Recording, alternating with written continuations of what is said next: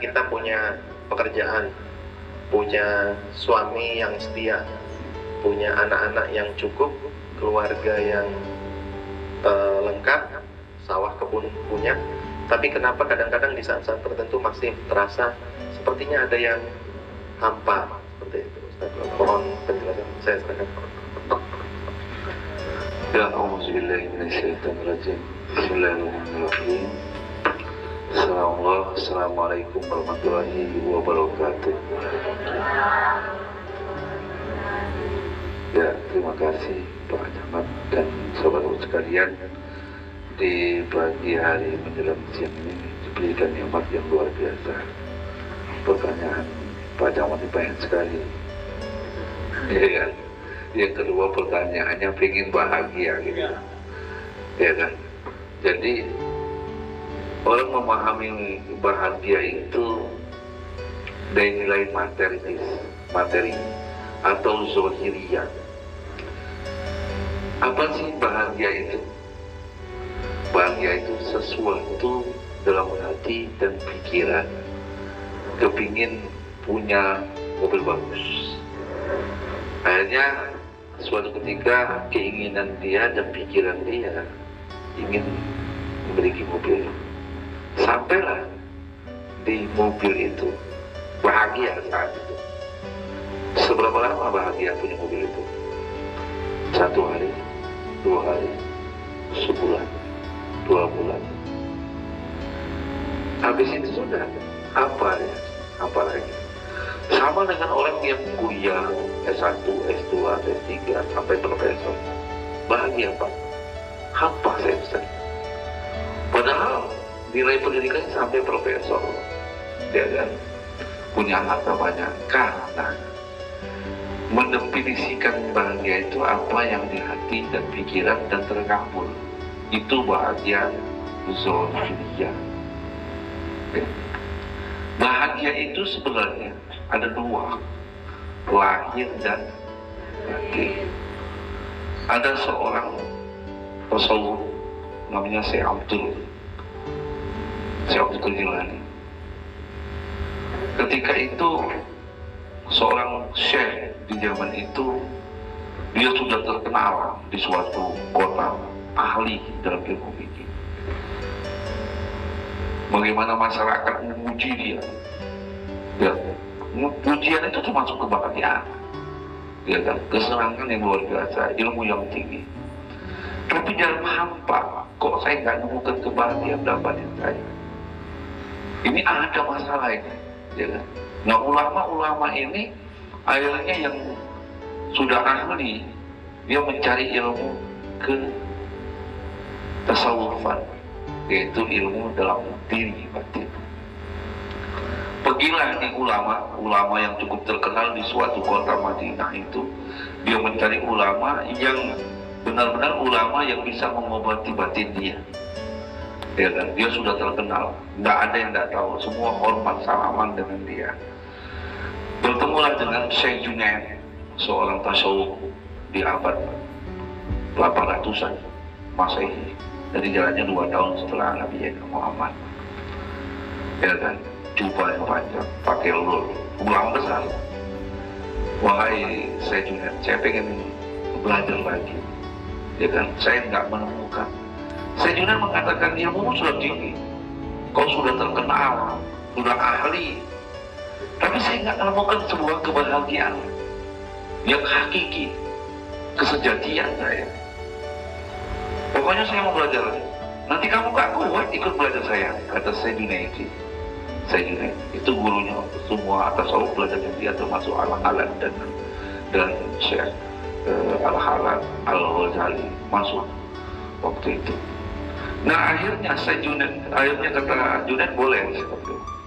Pertama, kata Junaid, ini kotoran, kamu olah. Seorang ulama yang besar, yang terkenal dan dihargai oleh masyarakat, disuruh oleh Junaid, tolong melatih kotoran itu. Diambil sapu, bukan pakai sapu, pakai tangan. Seorang ulama, jubahnya besar, dia pakai tangan. Takut belum kotoran. Dibersihkan pakai tangan, katanya mau berguru. kata Sayyidina itu, ya kan, seorang tarawih dibersihin oleh dia, sudah dibersihin, sudah. Apalagi wahai Syekh Junaid, kalau saya selalu berkata, habis ini kamu juga pengemis di kotamu itu selama setahun. Siap, pengemis itu. Sang ulama yang besar terkenal di kota itu disuruh ngemis selama setahun. Ngemis di pinggir jalan. Semua masyarakat yang menghormati, menghargai dia itu nggak tahu kalau itu ulama besar dan orang yang dikagumi dan dihormati ketika itu. Dia ngemis, dari tahu. Dia ingin orang dikatakan menjaga saya. Ketika diletakkan di bawah, setahun. Selesai setahun, dia datang lagi kepada gurunya. Kata Sayyidina, wahai Sayyidina, ini setahun sudah saya lakukan. Dia bilang, sudah, kamu sudah lulus. Apa yang kamu pelajari? Ternyata, dia bilang, kebahagiaan hakiki itu ketika saya 1 tahun, nggak ada, fungsi semua. Kebahagiaan saya menikmati sebuah kehidupan. Nah, artinya kebahagiaan itu yang paling penting adalah batin, ya kan? Ketika batin kita happy, maka di zohir pun batin. Dan orang yang miskin hidup di rumah, mungkin di Jawa masih banyak tangannya, rumahnya masih terasnya masih tanah gitu, ya kan? Tapi dalam rumah tangga itu lu bahagia, satu keluarga itu saling mendukung, ya kan? Ternyata bahagia. Ini seperti orang kaya, ya, ada jamaah saya orang kaya berdua di Lampung. Coba survei kau bikin coba. Dia cek di rumah teman yang kaya, tiap hari suaminya kemana, istrinya kemana, anaknya pulang nggak pulang. Istrinya dia sibuk sendirian, ketemunya di atas kasur lagi. Besok pagi udah kerja lagi. Itu biasa Jakarta itu. Dia lihat ribut dalam rumah tangga. Kemana kamu sebagai istri? Nggak ada ngurusin sama sekali anak kemana? Kata suami. Dia bilang, survei dia, orang kaya survei teman-temannya. Nah dia survei lagi ke tempat orang yang terasnya itu alamnya tanah di pinggir sawah itu. Ternyata di dalam rumah tangga itu rukun. Bahkan si teman saya tadi hidup, kok enak hidup di sini ya? Tenang batin. Dia di rumah yang mewah tadi gitu ibu. Artinya dia bisa menilai gitu.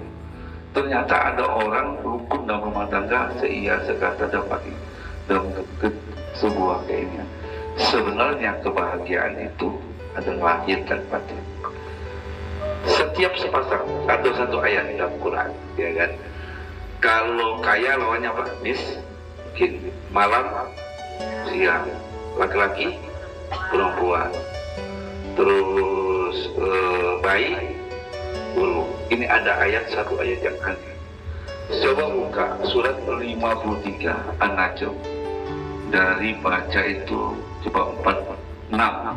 Cek dulu 46. Nah, tarik ke belakang. Bacakan terus. Nah, dari situ dari bawahnya bacanya. Nah ini kita lihat. Saya lihat ini ada pasang, ada semua sepasang, tapi ada yang sepasang. Coba. Bismillahirrahmanirrahim. Bismillahirrahmanirrahim. Surat 53 ayat 42. Dan bahwasanya kepada Tuhanmu lah kesudahan segala sesuatu. Kita di akhir kesudahan hidup kita ketemu kepada Allah. Maka inna lillahi wa inna ilaihi raji'un, kembali ke Tuhan. Maka yang paling dekat dengan kita itu adalah kematian. Jangan kata Pak Jamal tadi nunggu tua aja ya. Enggak, yang paling dekat dengan kita itu kematian. Yang paling jauh itu adalah angan-angan cita-cita. Kepingin isi 2, 3, 4 itu cita-cita itu jauh itu. Yang paling dekat itu mati. Bisa pulang dari sini mati. Ya kan? Jadi yang paling dekat dengan manusia itu kematian, kata Imam Ghazali. Coba lanjutkan terus.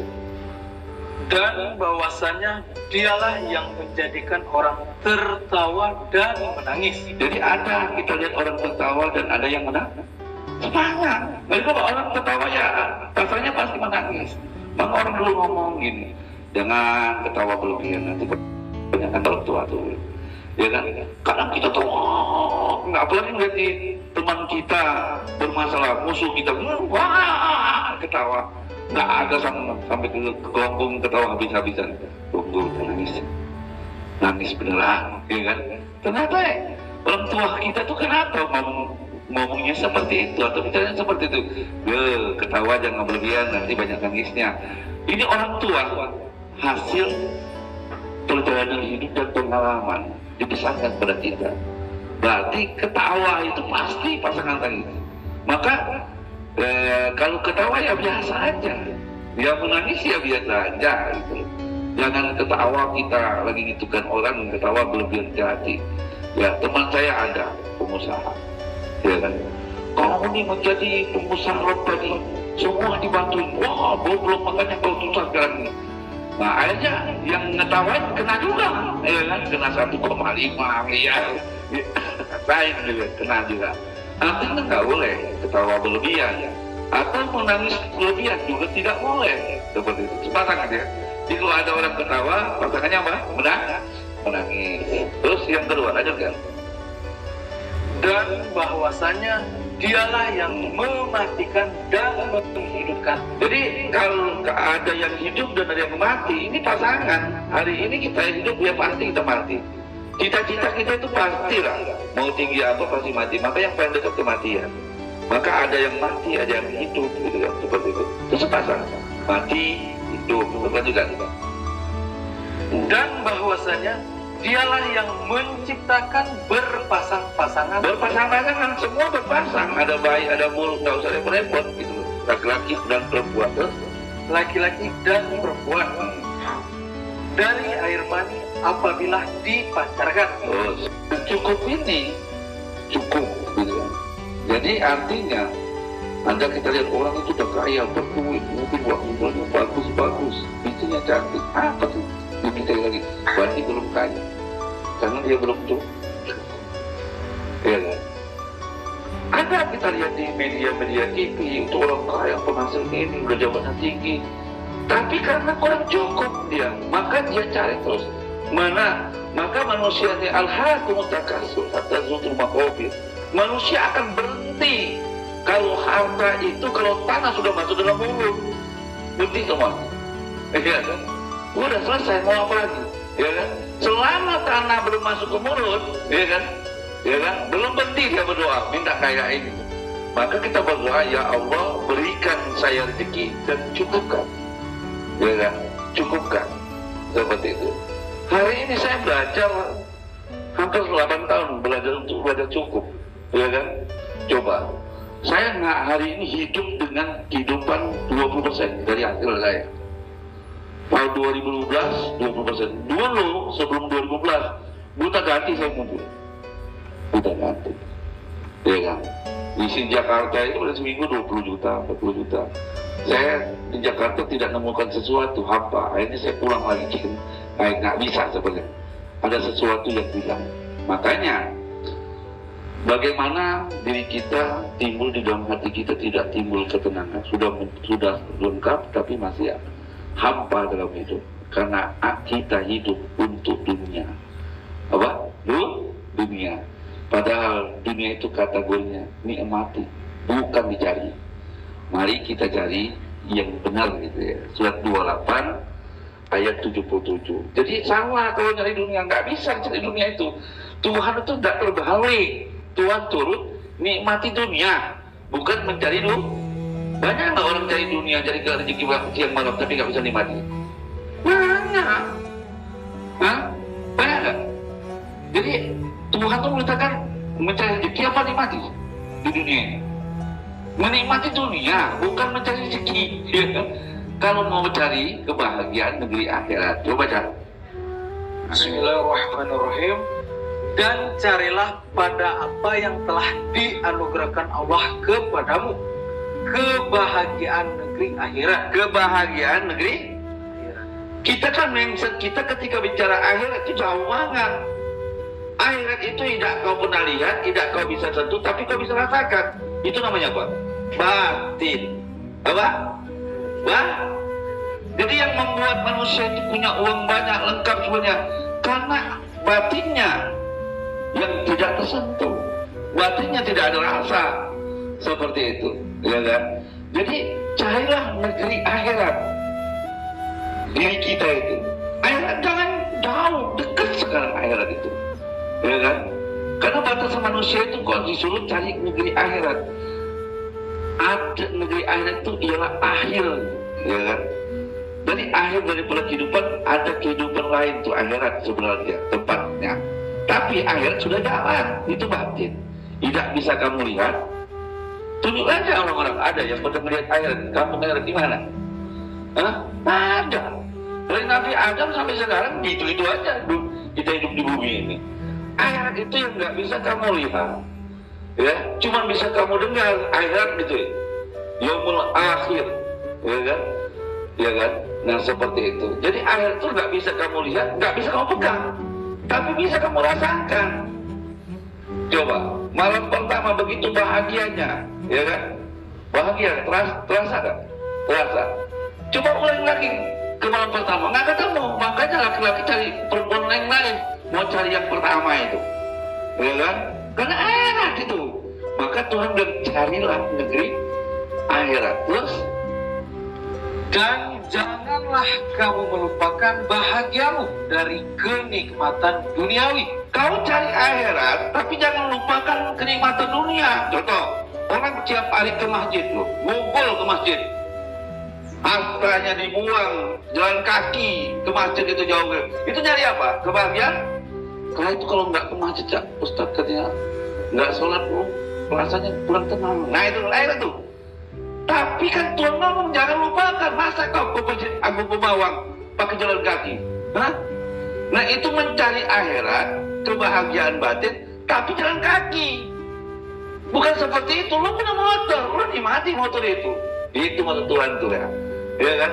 Jadi cari akhirat itu artinya kamu kerja hari ini cari akhirat. Ya, berbuat baik dengan orang lain, memudah masyarakat, itu akhirat. Ya kan? Tapi jangan lupa. Ya kan? Jadi cara beribadah itu jangan diartikan yang sholat, yang enggak. Ibadah itu semua yang unsur menggantikan tugas fungsi Tuhan di bumi, itu akhirat. Maka mengabdi namanya. Ya kan?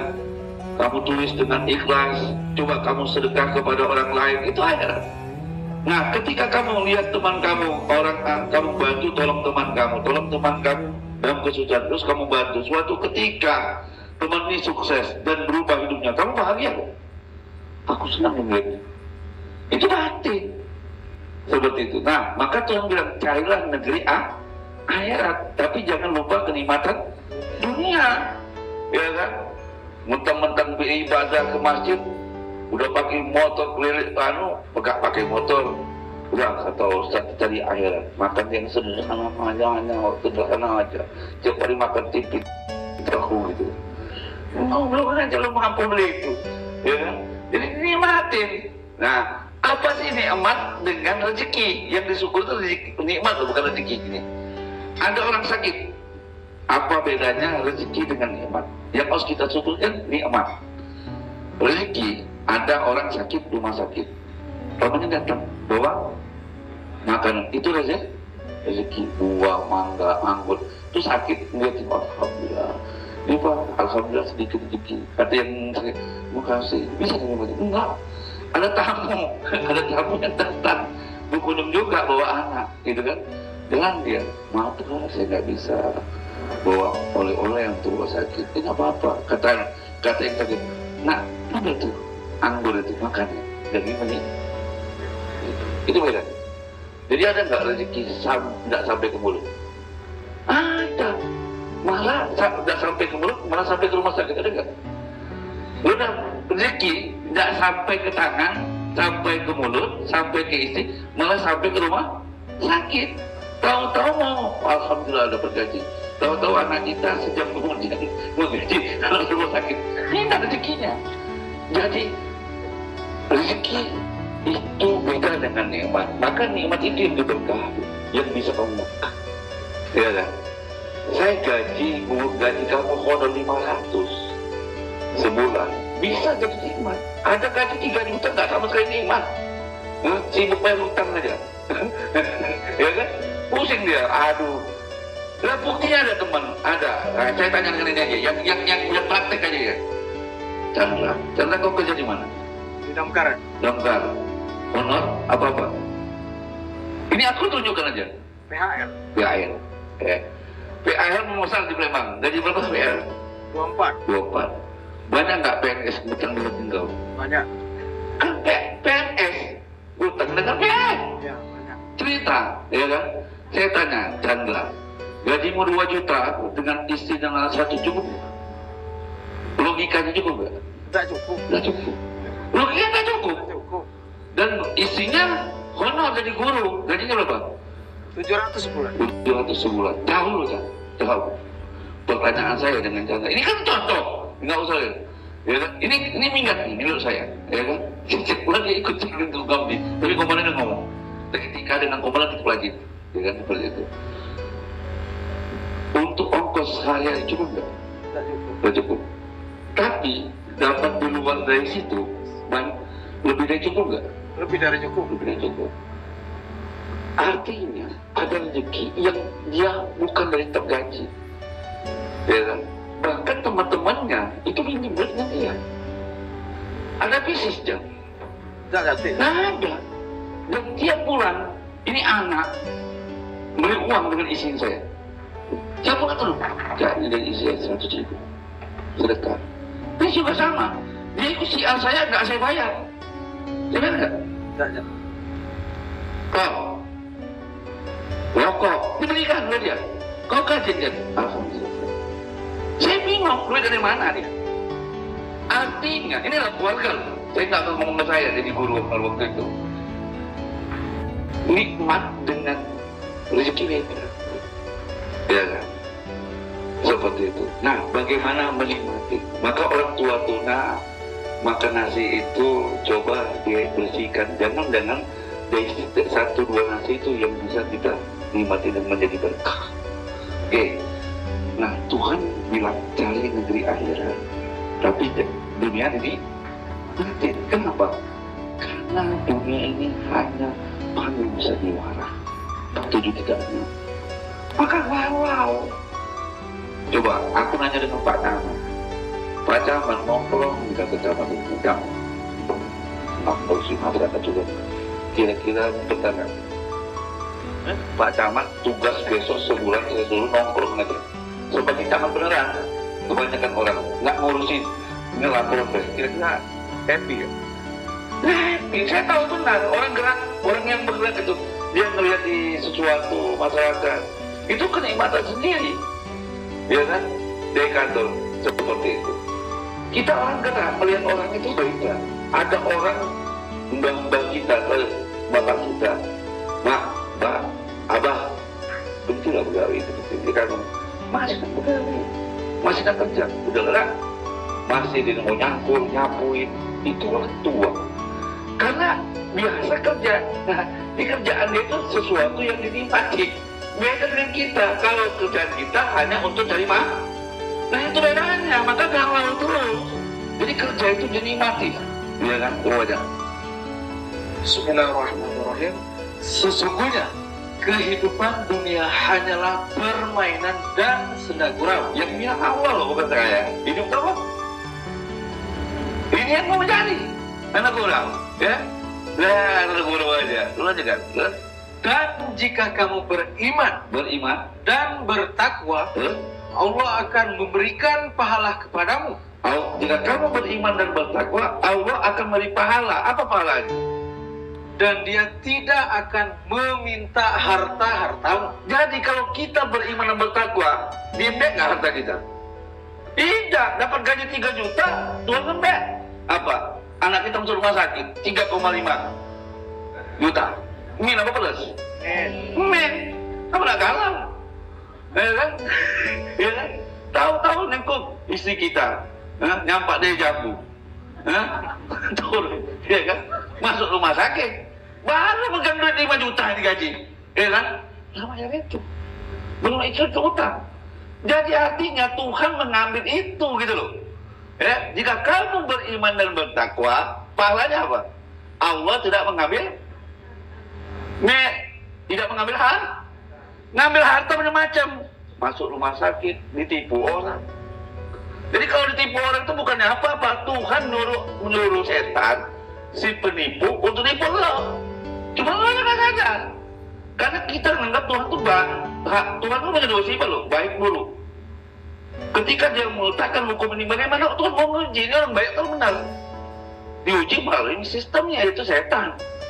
Ada yang dipakai, ada yang tidak dipakai. Yang dipakai seperti itu, ya kan?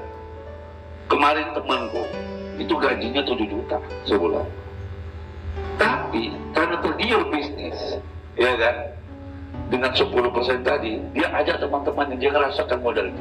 Apa yang terjadi? 1,7 miliar dia punya utang. Umur masih 23 loh, utang 1,7 miliar. Pusing aku, iya pusing lah, ya gaji mobil tapi tuh aku bilang dengan dia, ente dipercaya Tuhan untuk punya utang 1,7, bersyukur, masih harus syukurin. Kenapa? Ya kan? Karena harus nikmatin seperti itu, sudah terjadi. Kenapa? Karena ditipu orang. Tipunya coba, ternyata kan di PNS juga kena semuanya, nanamkan saham tadi. Karena tergiur dari angan-angan, hati-hati. Udah gaji kecil, kalau utang pula pengen bahagia. Hati-hati. Karena apa? Mencari dunia. Kata Tuhan, dunia itu panggung sandiwara. Nah, jika kamu beriman dan bertakwa, Tuhan tidak mengambil hak kamu pahalanya. Kalau Tuhan tidak mengambil hartamu, ngapain Tuhan? Menambah. Kan pahalanya tidak diambil. Ngapain Tuhan? Maka Tuhan menambah. Menambahnya di mana? Maka barang siapa yang bertakwa dengan sebenar-benar takwa, maka akan kuberikan rezeki dari mana saja. Ya kan? Gak tahu kita. Ya kan? Bertemu dengan teman makan bakso. Coy, itu pertama tuh ada nggak jual tanah? Oh ada. Ya kan? Coba aku tanya dulu. Modalmu berapa? Aku nih ada uang 100 juta untuk beli tanah untuk bangun rumah. Teman tadi, setelah kita ketemu orang, tetangga kita mau jual tanah. Harganya 60 juta, ya kan? Kamu tawarkan dengan teman tadi, ini tanah ada, harganya 100 juta, ya kan? Ya kan? Dan orang itu nggak nawar lagi, oh bagus tanahnya, bayar 100 juta, dapat berapa? 40 juta, oke, 40 juta kali jimu berapa tahun itu? Nah, itu namanya takilah mengkerja min haitsu tadi. Coba cari, nggak usah dipikirin gaji yang pokok kamu itu, nggak bakal selesai juga nggak kaya-kaya. Gaji yang di luar itu, ya kan? Seperti itu. Saya terus terang saja dengan Ustaz Abdi. Saya kalau Tuhan menjadi rezeki air putih, saya jual 20 juta orang kaya. Dia orang miskin kan? Ya kan? Berapa Ustaz? Ya, 20 juta aja. Mau orang. Dia, aku tahu dia berbuat Singapura miliar, sebulan miliar Singapura. Nah, masa dengan bayar 20 juta nggak mampu air putih? Ya kan? Ternyata sembuh dengan air putih tadi. Jauh-jauh saja aku Singapura habis kemudian. Lama Ustaz 20 juta, iya. Memang Tuhan nyisa kau mengeluarkan duit. Baru terakhir mau buntu ini baru 20 juta. Jadi terakhir habisnya duit Singapura sekarang. Ya kan terakhir udah gak ada duit lagi. Baliknya apa? Air putih 20 juta ini belinya. Dia pikir, sembuh Ustaz. Kenapa nggak dari awal Ustaz? Nggak hilang duit saya miliaran. Iyalah Tuhan memproses harta mengambil itu. Ya kan? Jadi harus banyak bersyukur. Makanya Tuhan bilang, bagaimana menambah ilmu tadi. Gitu kan? Jadi kalau kita pengen dapat bahagia lahir dan batin kita siram. Ya kan? Nah, bagaimana batin ini bisa tidak apa? Sederhana. Masukkan Tuhan pada diri kita. Jadi kita sudah susah, suruh berbagi. Ya? Jadi obat galau itu harus berbagi. Surat 2 Al-Baqarah 201. Jadi kalau kau punya, saya kan gajinya cuma sebatas. Iya. Kalau kau pengen obat galau, iya. Harus berbagi. Nanti saya beritahu Chandra itu praktek deh. Coba surat 271. Surat 2 Al-Baqarah 271. Bismillahirrahmanirrahim. Jika kamu menampakkan sedekahmu, maka itu adalah baik sekali. Dan jika kamu menyembunyikannya dan kamu memberikan kepada orang-orang fakir, maka menyembunyikan itu lebih baik bagimu. dan Allah akan menghapuskan dari kamu sebagian kesalahan-kesalahanmu. Dan Allah mengetahui apa yang kamu kerjakan. Pertama, obat galau karena kita masih ada dosa. Kuncinya bersedekah. Saya nggak bahas akan terang-terang begini, mungkin lo bagi. Pertama, ngapus dosa. Galau itu dari hampa, itu dari dosa. Kalau sudah terhapus, maka kamu tetap lanjutkan sedekah. Tuhan jokoin lagi. Surat 2 Al-Baqarah 274. Oh ya. Bismillahirrahmanirrahim. Orang-orang yang menafkahkan harta di malam dan di siang hari secara tersembunyi dan terang-terangan, maka mereka mendapatkan pahala di sisi Tuhannya. Tidak ada kekhawatiran terhadap mereka, dan tidak pula mereka bersedih hati. Jadi kalau kita bersedekah, pertama, kalau sedekah kita, pertama untuk mindset kita ketika bersedekah berbagi, mindset kita cuma satu, ngapus dosa. Ketika kamu tetap bersedekah, dosa tidak ada, maka hilang rasa khawatir dan bersedih hati. Kalau hilang rasa khawatir bersedih hati, tidak ada kekhawatiran bersedih hati. Disebut apa namanya? Bahagia. Ya, jika kamu sedekah sehari, 2 kali, sedekah seminggu, ya semampu kamu sedekah. Dan ketika kamu sedekah, pertama yang dihapus dosamu. Setelah dihapus dosamu, maka kamu diberikan hilang rasa galau, khawatir, bersedih hati. Setelah itu, untuk menambah plus kamu sedekah, tadi hilang rasa khawatir, bersedih hati, di poin kedua naik setelah dihapus dosa, maka Allah berikan tidak ada khawatir, bersedih hati. Apa yang diberikan Allah? Materi. Baru bentuk materi. 65 ayat 7. Jadi jangan berpikir ketika sedekah lipatkan nanti dulu. Maka Yusuf Mansur saya bantah, sedekah itu banyak materinya. Orang berdosa, Pak Camat dengan saya kan dosanya beda-beda nih, ya kan? Sama-sama berkonsep sedekah nih. Kok Ustaz Fauzan lebih seperti lapangnya? Ya dosa saya nggak ada lagi. Dosa Pak Camat banyak dosa. Sedekah sebulan, 2 bulan, 3 bulan sama dengan saya. Kenapa? Ustaz Fauzan kalau sedekah dia dipergandakan, terus tidak ada kekhawatiran. Saya sedekah, dia masih kapal dosa. Masih ada dosa. Dosanya dulu dihapusin. Setelah dosanya nggak ada, maka Allah berikan kebahagiaan, tidak ada kekhawatiran, bersedih hati. Setelah tidak ada kekhawatiran, bersedih, maka Allah berikan kebahagiaan bentuk zahir apa? Berlipat dan surat 2, surat 65 itu juga. Bismillahirrahmanirrahim. Hendaklah orang yang mampu memberi nafkah menurut kemampuannya. Dan orang yang disempitkan rezekinya, hendaklah memberi nafkah dari harta yang diberikan Allah kepadanya. Allah tidak memikulkan beban kepada seseorang, melainkan sekadar apa yang Allah berikan kepadanya. Allah kelak akan memberikan kelapangan sesudah kesempitan. Allah kelak memberi kelapangan sesudah sempitan. Kelaknya apa? Setelah dosamu dihapuskan, setelah kamu dapat bahagia secara batin, ya kan? Nah, batin diberikan kebahagiaan lebih lengkap lagi, yaitu secara zahir, bentuk rezeki. Ini dapat rezeki, cuman batinnya kosong. Dapat gaji, galau. Ya, tidak dapat gaji tambah galau. Ada orang bergajian terus kawinnya. Apa ya? Berasa lucu. Aku bergaji bulan ini lebih dari cukup, tapi galau. Ya, kalau banyak tagihan, ya, itu tagihan yang pasti sudah. Nah, tagihan yang nggak pasti, ya, macam-macam. Nah, jangan sampai kita rezekinya ada, tagihan ada, ditambah tagihan plus, tagihan tidak tersangka-sangka. Yang kira-kira lebih sulit, tagihan yang tidak tersangka-sangka, tagihan nyata. Tidak tersangka-sangka. Maka kalau ada gaji yang tetap, ada rezeki yang tetap. Tapi ada rezeki yang dia gaji itu untuk menetapkan apa yang kita keinginan tadi, bayar utang, bayar ini, bayar sekolah lengkap gitu, ya. Nah, yang takutnya kita dapat tagihan yang tidak tersangka-sangka.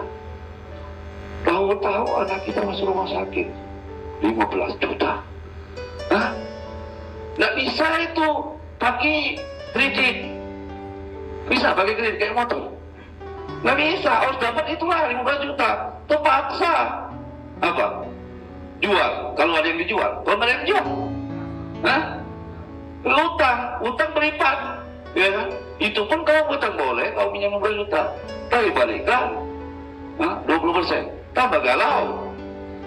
Nah, ada rezeki yang tidak tersangka. Nah, tinggal pilih, mau dapat tagihan tidak tersangka-sangka, apa dapat rezeki tidak tersangka.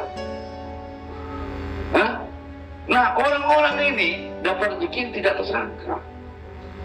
Ya. Bagaimana dapat rezeki tidak tersangka? Pertama, menghapus dosa. Yang kedua, tidak merasa khawatir, bersedih hati, itu dari dalam. Baru Tuhan untuk manusia materinya. Ya kan? Jadi kalau bahagia itu adalah lahir dan kalau lahirnya saja batinnya tidak, untuk apa? Karena lahir hanya sebatas waktu. Punya mobil, lu dapat mobil, bahkan itulah bahagia. Sebulan, 2 bulan, setahun tak biasa aja. Tapi kalau dia mulai dari batin kita bersih, happy, maka ketika diberikan mobil lebih enak lagi, maka itulah disebut wa ghaniyun wa annahu aghna wa aqna. Mereka diberikan kekayaan dan dicukupkan di hati. Maka hari ini terus terang saja, ya kan? Hari ini banyak pengusaha, saya punya duit bisa putangi orang pengusaha, ya kan? Walaupun gak kecukupan. Itu oke? Jadi kuncinya apa? Dapat rezeki, belajar untuk berbagi. Berbaginya kemana? Nggak usah jauh-jauh. Anak, paman, orang tua, itu. Nah, jangan ke masjid. Ada masalah tadi. Saat aku nggak sedekah, lama masjid. Iya, saya bilang. Kalau tanyanya ngedebok, jadi banyak doa. Nggak bisa, saya bilang. Yang bisa doa itu mulut. Ada pengusaha bantah pada saya, dan aku sudah bangun masjid dari ibu. Kenapa itu saya galau? Kau tanya aja dengan masjid, saya bilang. Tengok masjid baca doa atau enggak? Yang bisa doakan itu manusia. Fakir miskin. Jadi ketika fakir miskin itu kemudian terima kasih. Nggak usah terima kasih itu doa. Dia terima kasih, kasihnya kepada kamu. Makasih Pak. Semoga rezeki ditambah.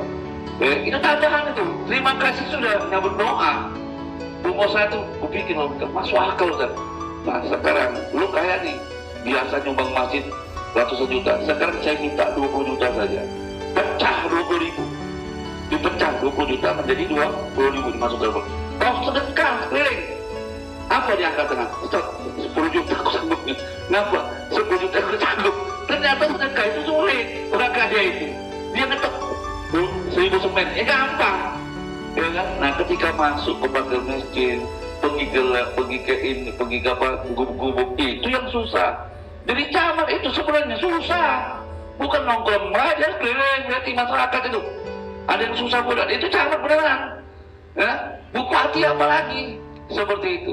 Saya nggak di Pak Andre nggak bupati gitu, ya keliling. Maka salah satunya ada kecamatan, ada orang yang sampai apa tuh sakit itu. Karena apa? Nggak ada perhatian, lapor siaga loh. Ya kan? Nah ini masalahnya bekerja ikhlas tapi setengah hati. Jadi lebih baik kita kerja itu ikhlas banget. Kalau ikhlas banget kan kita dapat ininya. Saya diingat dulu waktu jadi guru honor, setiap naik motor saya mengajar dengan Tuhan, aku ngajar nih sekolah, tapi kepingin sekali saya ngajar itu pengen berbuat baik setiap perjalanan saya itu. Jadi setiap pulang motor itu ada anak-anak jalan kaki itu sampai 7 kilo. Saya naik motornya, itu kerjaan guru. Nah terakhir saya ngajar di sekolah, semua anak di sekolah saya datai. Berapa anak yatim, berapa anak miskin. Jadi gajiku yang di sekolah itu yang menceritakan. 1.000 kata langsung kawan kaya. Padahal guru menor. Tapi 4 bulan kemudian saya bawa mobil ngeng. Pak, kamu punya mobil? Alhamdulillah. Apa resepnya? Ya so, kami ikut tiap hari kemarin bapak yang ngejek kemarin loh. Tiap hari ngurusin yatim di sekolah. Itu kok aplikasikan sendiri dan saya nikmatin sendiri. Saya nggak mau cerita itu sesuatu yang tidak saya kerjakan. Nah, ayo lanjut. Ternyata kan apa? Saya punya mobil waktu itu. guru honor gaji hitung aja waktu zaman itu 500 1 jam gitu ya. Ya, belajar bahasa Arab itu 2 SKS gitu ya, 2 jam. Saya mikir pakai otak nggak bisa ngitung duit itu. Dapat mobil dari mana Ustaz? Nggak tahu saya dapat mobil itu. Ada orang minta talikan tangan, ketemu pas dapat 110 juta. Hah? Saya mikir 150 juta, saya gaji 150.000 sebulan. 150 itu lagi saya terkait. Kenapa? Karena isi saya sama-sama redo. Saya dulu tidak. Ternyata 150 juta. Udah cerita itu. Tapi dia cuma pengen mengamalkan isi Quran. Benar nggak isi Quran? Ternyata benar. Maka saya bilang dengan ibu sekalian, yang saya coba bagikan ke ibu sebenarnya untuk saya praktekkan lahir dan batin seperti itu. Makanya woniyun kaya, wadena kaya dan cukup. Itu catat nih. Ada lagi yang mau nanya? Pertanyaan selanjutnya ya. Kita kan dititipi anak dan istri, Ustaz. Kemudian kalau kita yakin itu titipan dari Tuhan, salahkah kita ketika berdoa termasuk untuk memenuhi kebutuhan anak istri? Misalnya gini contoh, saya menikah sama Bu Aini, artinya seluruh permintaan Bu Aini itu kan secara logika, karena dia titipan Tuhan, mestinya kan Tuhan yang harus menyiapkan kebutuhannya. Oh iya. Jadi saya berdoanya, Tuhan, ya Allah, saya terima titipanmu berupa anak dan istri, tetapi tolong bantu saya untuk memenuhi kebutuhan anak dan istriku. Apakah salah berdoa seperti itu? Itu yang pertama. Yang kedua, apa perbedaan mendasar antara bohong dan dusta, Ustaz? Karena kadang-kadang lazimnya berumah tangga, ada satu titik ketika kita harus mengatakan sesuatu yang tidak semestinya hanya untuk menyenangkan hati istri, seperti itu. Apakah itu dibenarkan menurut agama, atau kita harus jujur-jujuran gitu sama istri? Seperti itu. Sementara itu dulu. Ya, tasawuf. Kalau ada orang berdoa, kita diberi amanat istri dan punya anak. Terus kita doa, ya Allah, saya diberikan anak istri, berikan aku rezeki. Ya, untuk mencukupi anak dan istri tadi. Kalau orang tasawuf itu sedang melecehkan Tuhan. Hah? Melecehkan Tuhan kalau tasawuf. Tapi kalau ulama fikih ngomong, kamu sombong, kamu doa gitu loh. Ya kan? Ada dua versi. Ada mau versi tasawuf itu tapi kamu nggak percaya Tuhan itu mencukupi. Ya kan? Tapi kalau orang fikih, kamu sombong karena kamu nggak doa. Nah, gini. Jadi ketika kita berdoa anak istri dan anak itu amanat dari Tuhan. Semua diberi oleh Tuhan, dicukupi. Masalahnya kita pengen lebih, ya kan? Saya pernah tes jamaah, seminggu dia nggak masuk ini, nggak masuk kerja, nggak masuk dia ke rumah, dia nggak ke rumah saya gitu. Saya tanya, kenapa kamu nggak ke rumah saya? Ini saya bawa ke rumah Ustaz dan minimal bawa pola.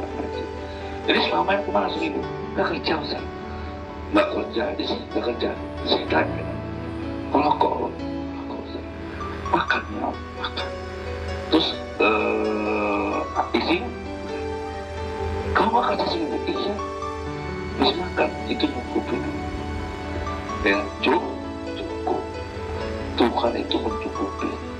Cuma kita itu mau lebih, itu yang masalah, ya kan?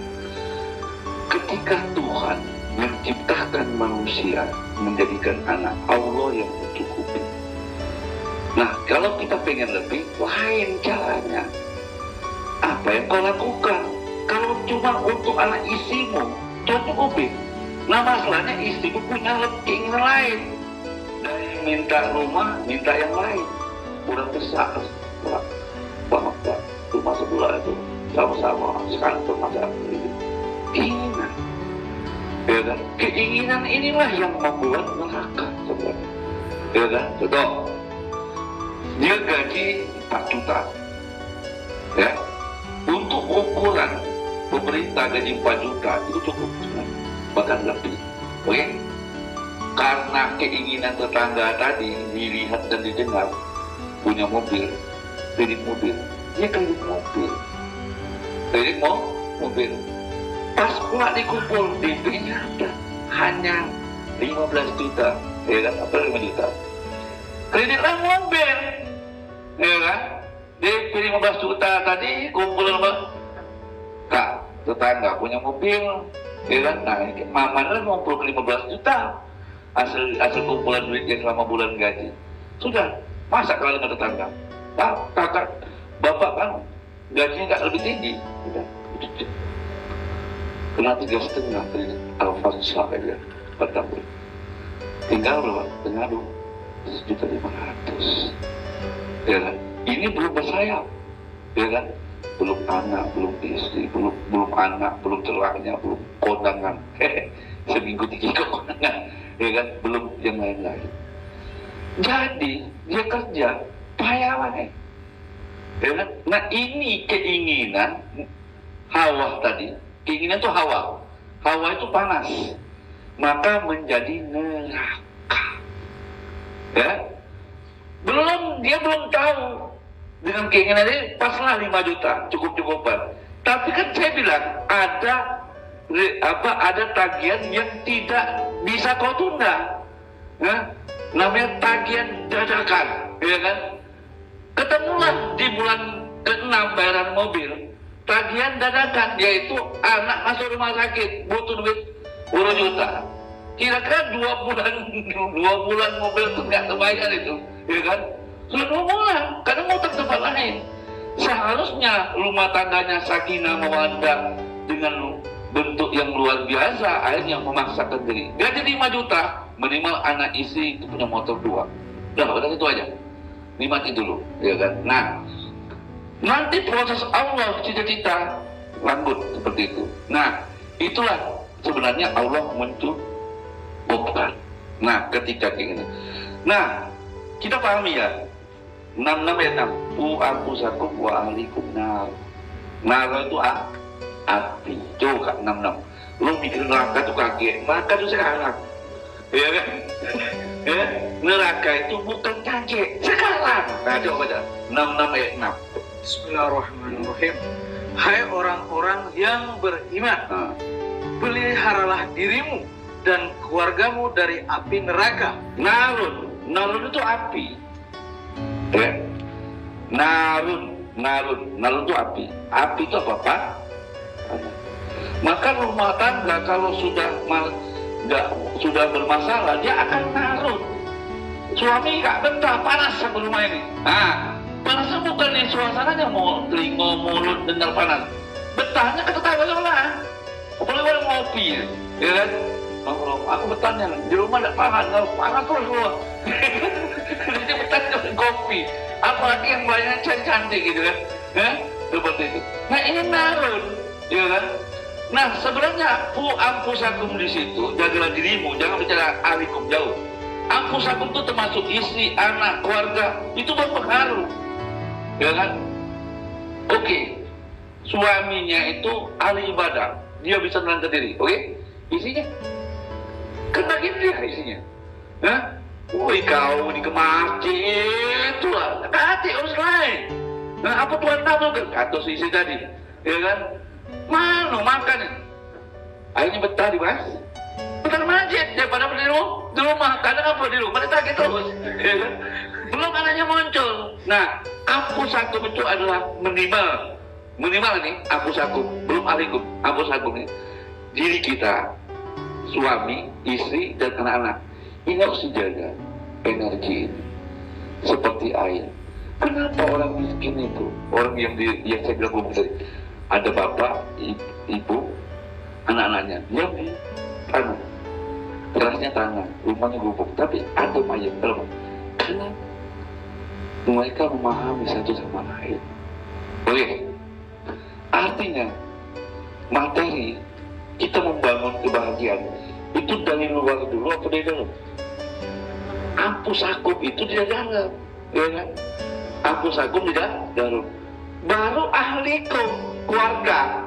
Ahli mikro itu harta, materi, itu keluarga loh. Suatu yang datangan. Punya mobil itu datangan tuh keluarga. Ya kan seperti itu. Nah jadi kalau orang udah happy di dalam rumah itu, di dalam rumah, maka di dalam rumah itu apa yang dipakai materi yang datang itu akan lebih bahagia. Ya kan? Tunjuk motor dia bahagia, tunjuk mobil lebih bahagia lagi. Kenapa? Karena dirinya sudah bahagia, nggak galau. Itu satu. Jadi artinya ya, berdoa kalau dia tasawuf tadi, ketika berdoa ya Allah berikan rezeki anak isiku, ya kan? Itu tak akan Tuhan itu butuh gitu. Kalau tidak percaya dengan aku, nah, dengan Tuhan ketika beri amanat tentu beri rezekinya. Dan Tuhan menanggung semuanya. Tapi nilai kita usaha yang dilakukan itu.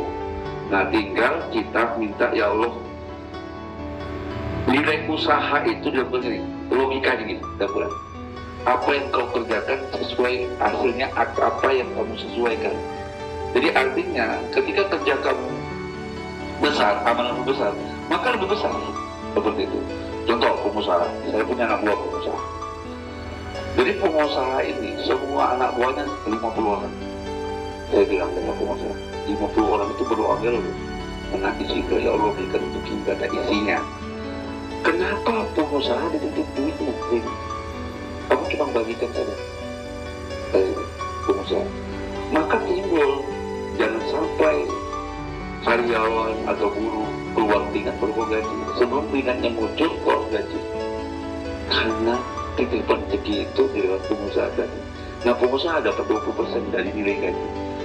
Nah sekarang bisa nggak amanat-amanat itu diwaktu dari kamu dan dimulai dari kita rezeki orang-orang. Nah bagaimana? Ada istilah gaji kamu ini dikumpulkan yang pegawai negeri di mana? Dipotong ya. Gaji pegawai negeri kan ada dipotong tuh untuk zakat di mana? Hah? Namanya organ? Hah? Bas. Oke? Itu pemerintah buat pegawai negeri. Kamu mau nggak jadi persetujuan? Hah? Kalau kan pegawai negeri itu kumpul gaji seperti terus digaji lah, terus dibagikan ke bangsa miskin. Untuk ngurusnya dapat gaji kan? Ini apa loh?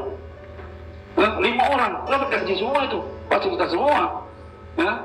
Seperti itu. Belum yang lain-lain, saya tahu kok badan bos itu. Nah sekarang itu gaji kerjaan bos tadi. Gaji bos itu 10 juta kan? Sama dengan KPU. Ya kan? Ngurusi orang-orang ini.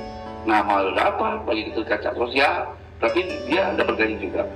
Itu bos, ya kan? Kamu mau nggak jadi bosnya Tuhan? Hah? Bosnya Tuhan. Pertama, nggak usah sederhana. Punya orang tua, 2 orang tua. Susah itu. Kamu juga susah. Kamu tanggung hidupnya. Bapak, ibu, daripada kamu susah yang di rumah kakak, kamu tanggung hidupnya. Itu pas. Rezeki orang tua ditanggung-tanggung. Begitu. Ya. Maka anak-anak yang memelihara orang tuanya dan tidak menyakiti orang tuanya, itu dijamin rezeki. Salah satu kemacetan rezeki itu orang tua.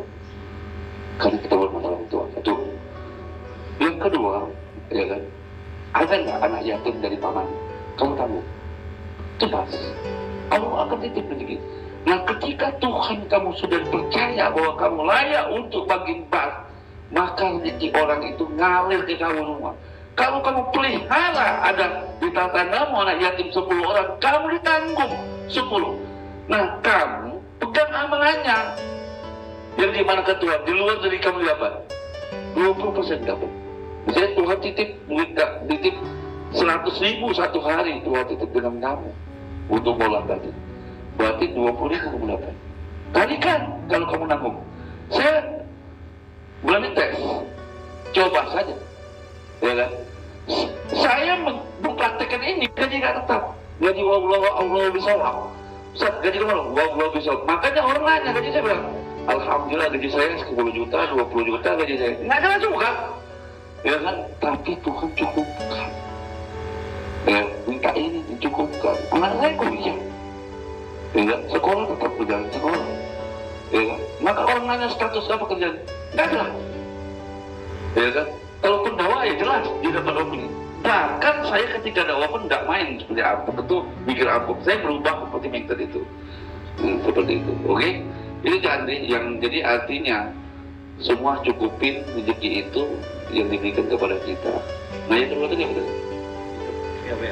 Oh iya, rumah tangga, ya kan seperti itu. Jadi artinya, yuk kita jalani hidup ini dengan kepercayaan.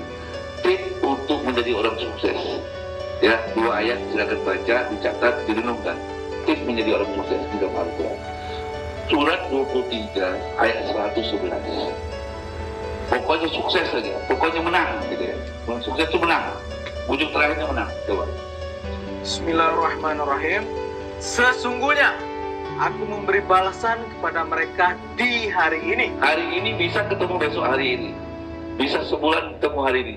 Kalau bisa hari ini, jadi hari ini, kayak gitu loh. Jangan sampai mati, belum mati, gitu, belum lagi. Sesungguhnya aku memberi balasan kepada mereka di hari ini. Hari ini, terus? Karena kesabaran mereka. Karena kesabaran mereka. Sesungguhnya mereka itulah orang-orang yang menang. Jadi kunci kita untuk menang di hari ini, besok juga ketemu hari ini, sukses, menang, itu sabar.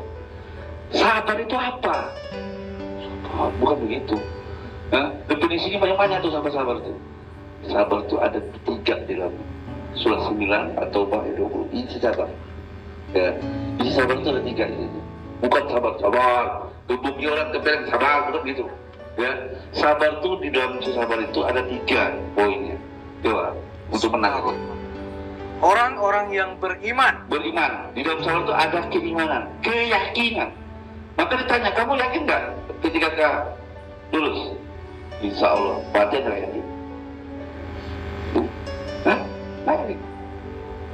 Ya. Lo harus percaya diri. Kamu mengucapkan percaya diri itu dengan perbuatanmu dan keyakinanmu dengan Tuhan. Itu saja. Terus harus punya keyakinan. Orang-orang yang beriman dan berhijrah. Berhijrah itu berani berubah, mereformasi. Ya, yang biasa pelit, tidak orang tua berbuat baik.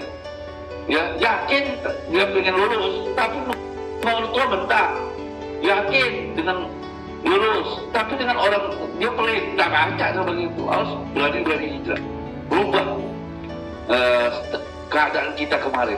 Terus hijrah. Serta berjihad di jalan Jihad itu Allah. sungguh-sungguh serius, gak main-main. Terus dengan harta, benda, dan diri mereka. nah, dengan harta dirimu dan jiwamu. Kamu nggak ada harta jiwamu, motor cuma tetepnya mengeluh oleh Pak Andi, ngawas itu. Serius, sungguh-sungguh.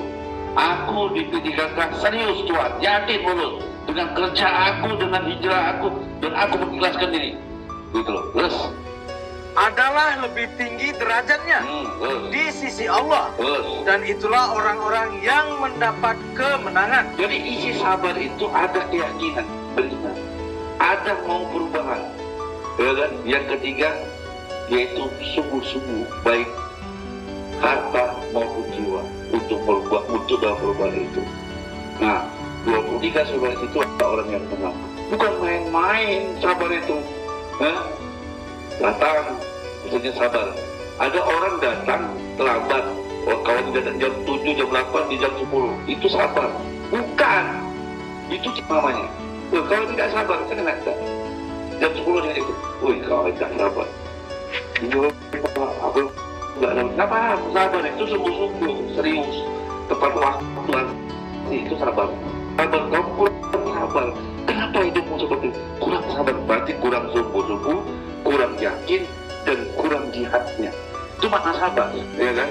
Maka kamu tuh sabar. Ada ibu ya, betul. Nenek tengah malam dia nyuci jarum. Apa jawab kita? Sabar nenek. Nah, ini kan? Sabarnya kamu nenek. Kalau malam kok masih mata dari itu. Itulah maknanya sabar. Sungguh, terus itu makna sabar. Bukan sabar gini, itu sabar bukan. Maka nasihat yang paling baik itu watawasau bil haq, watawasau bis sabar. Karena nasihat yang baik itu sabar. Maka bukan sebatas paham sabar aja. Jadi sabar itu adalah nilai sungguh-sungguh, serius. Kau gak lulus ujian, sabar ya. Paham tidak mana sabar tadi? Berarti kamu kurang serius. Ada yang kurang. Main bola kaki, 2 bola kaki sama-sama Indonesia. Ternyata Indonesia kalah. Apa kata pelatih? sabar, nah mungkin tahun ini udah dapat. Berarti juga nggak paham, ya berarti kurang sungguh-sungguh dengan malah siap, itu mana sahabat. Jadi kita akan